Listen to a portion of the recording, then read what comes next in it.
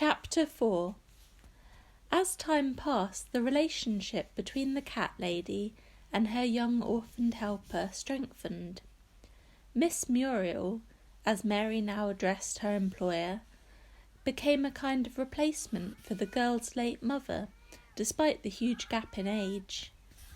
Equally, for the childless Catlady, this hard-working, affectionate, cat-loving girl was a great blessing, especially because once again the cat population of Ponsonby Place was increasing. Margaret Maitland and Edith Wilson had between them another half-dozen kittens, so now the total was 36.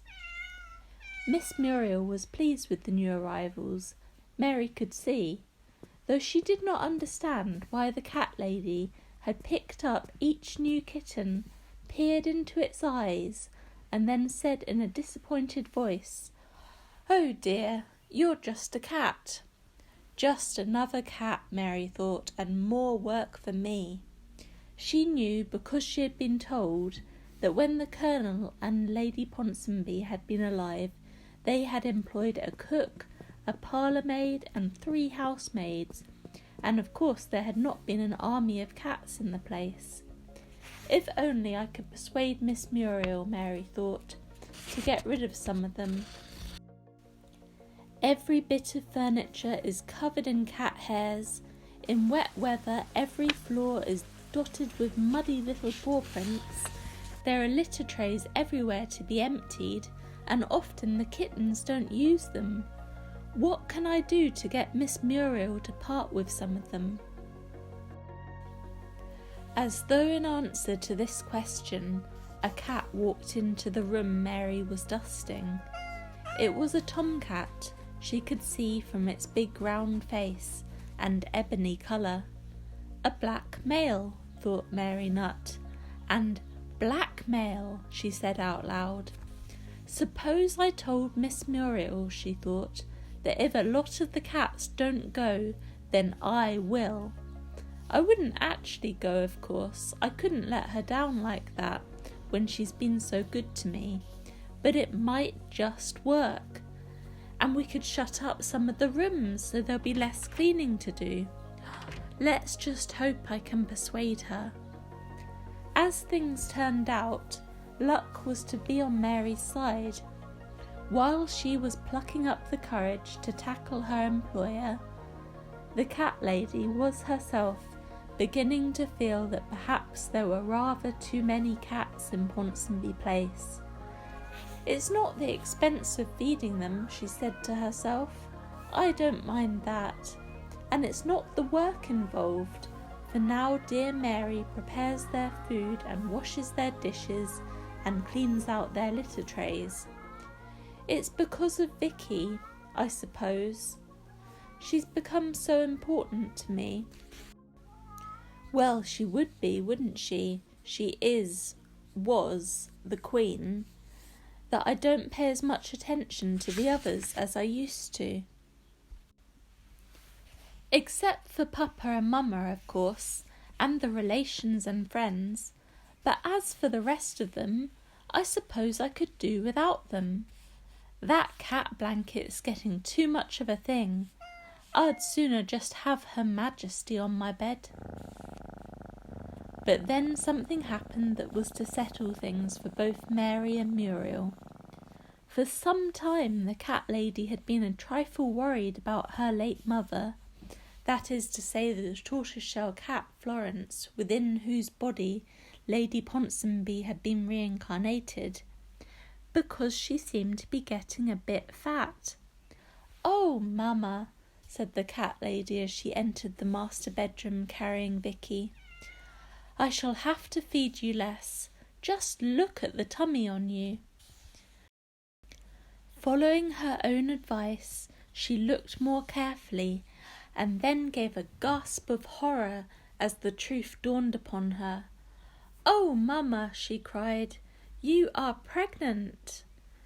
Florence stretched languidly on the 4-poster bed, and Percival purred proudly. "And at your time of life," said the Catlady. Then she realised that though her mother, if still alive, would have been in her 90s, the cat she had become was young. What's more, when the coming kittens were born to Percival and Florence, to Mama and Papa that is to say, they would be, strictly speaking, her own little brothers and sisters. She hurried downstairs to the kitchens. "Mary, Mary," she cried, "she is going to have kittens." "Who is Miss Muriel?" In the nick of time the cat lady stopped herself from replying, "My mamma." "My Florence," she said. "I had thought she was just putting on too much weight, but now I see what it is." More kittens, thought Mary, as if there weren't enough cats about the place already. Maybe this is the moment to suggest cutting down the numbers. "Wouldn't it be a good idea to get rid of a few of your cats, Miss Muriel?" she asked. "Get rid of them?" "Yes, find good homes for them." "But how?" "I could put an advertisement in the local paper." A few days later, readers of the Somerset Chronicle saw the following notice: "Number of cats and kittens, free to good homes. Apply, Mary Nutt, Ponsonby Place, Dumpton, Muddycurham, Somerset." "You don't have to do anything, Miss Muriel," Mary said. "I'll give you my word I make sure they go to good homes." In the next few weeks, a lot of people came walking, cycling, or riding up the drive to Ponsonby Place. Some had owned a cat but fancied having another. Some had lost their cat and wanted to replace it. Some had never owned a cat before but were attracted by that one word, free. Many were just curious and keen to take this chance to see the cat lady in her own home. Such was the demand that soon Mary was having to turn people away. She pinned a notice on the front door that said, "Sorry, no more cats." "All those that have gone have got good homes, I'm sure, Miss Muriel," she said to the cat lady, who was sitting in an armchair in the drawing room with the Queen of the United Kingdom on her lap, reading a book called The Care of Cats. "Well done, Mary dear," said the cat lady, "though I shall miss them all very much. Let's hope," she thought, "that my Florence, Mama that is, has a lot of kittens." As though to compensate for the losses, Florence gave birth the very next day on the fine silken bedspread of the four-poster in the bedroom of the cat lady's late parents. "Oh, Mama," breathed Muriel Ponsonby as she bent over the two newborn kittens. One was a tortoiseshell like the mother, the other white like the father, who sat nearby purring with pride. The cat lady had been an only child, but now she thought, "I have a baby brother and a baby sister." "Oh, Papa," she said, "what shall we call them?" But of course Percival merely replied, "Mew." "I'll ask Mary," said the cat lady, and she followed Vicky, who always liked to lead the way, down to the kitchens. If only Mary knew, she thought, as she told the good tidings that these two new kittens are the children of my dear Mama and Papa, so that now I have the brother and sister I never had as a child. "Come up and see them," she said. And then as they stood looking down, she said, "What shall we call them? Why don't you choose, Mary Nutt?" Mary laughed. "We could call them after some sort of nut," she said. "What a good idea," said the cat lady. "Let's see now. There's walnut and peanut and chestnut and beechnut and groundnut and coconut and hazelnut," said the cat lady. "Hazel," said Mary. Wouldn't that be a nice name for the little female, wouldn't it?" "Oh, yes," said the cat lady, "but what about the little Tom?"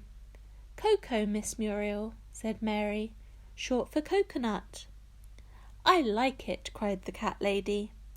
"My sister Hazel," she thought, "and my brother Coco. What fun! How lucky I am to believe in reincarnation. It would be nice for Mary to believe too. Just think, her father, for instance, Arthur I think he was called. Suppose he's now a boy, or a horse perhaps, or a dog, or maybe something as small as a mouse. No, not a mouse. They don't live long enough. He would have gone into yet another body by now, dead of old age, or worse, killed by a cat. Just think if dear Papa had eaten Arthur Nut. But it might help Mary, she said to herself, to know that I at least believe that her father is not dead and gone. His body might be buried on some South African battlefield, but his personality, his spirit, his soul, call it what you like, has been reincarnated, has entered some other body. Maybe I should try to explain it to her. Mary, dear, tell me, is it very painful for you to talk of your parents? Painful, replied Mary. Yes, it will always be painful, but they've gone. I just have to accept that. Gone, said the cat lady. Gone where? To heaven, I suppose. They were good people. Have you ever thought, asked the cat lady, that they might have been reincarnated? What does that mean? That they might have been reborn in some other shape or form? Oh, I don't think I could believe that, Mary said. I do, said the cat lady. Mary Nutt looked at her employer, the elderly green-eyed cat lady, grey hair tied back as usual. She's aged quite a bit in the time I've lived here, she thought, rather bent and a bit unsteady on her feet. But her mind is still clear, I think, or rather I thought, but this reincarnation thing. Do you mean, Mary asked, that you believe you were someone else in a previous life? Someone, or perhaps somebody. I wasn't necessarily human. You could have been an animal. Yes, indeed. I may be one in the future, when my heart stops beating. I don't expect you to believe in the idea, Mary, but I thought it might be a comfort to you to know that I am sure your mother and father are still enjoying lives of some sort, as indeed my dear mamma and papa are. Your father and mother? At this moment they are in their old bedroom, resting upon their four-poster bed, while my brother and sister play on the floor. I don't understand, said Mary. Percival and Florence, my father and mother. Those were their names? Those are their names. New forms they may have acquired, but I know without a shadow of a doubt that who they were before they became cats. Just as I am absolutely certain about Vicky here. She was born at 4:20 on the afternoon of January 22nd, 1901, the very instant the last breath left her previous body. Whose body was that? Mary asked. Vicky, as I most disrespectfully call her, is in fact Victoria, Queen of the United Kingdom and Empress of India, said the cat lady. She picked up the stout ginger cat and began with great deference to stroke her. So now you know, Mary, she said. Vicky here is the late great Queen Victoria. Did I tell myself her mind was clear? Mary thought. She's balmy.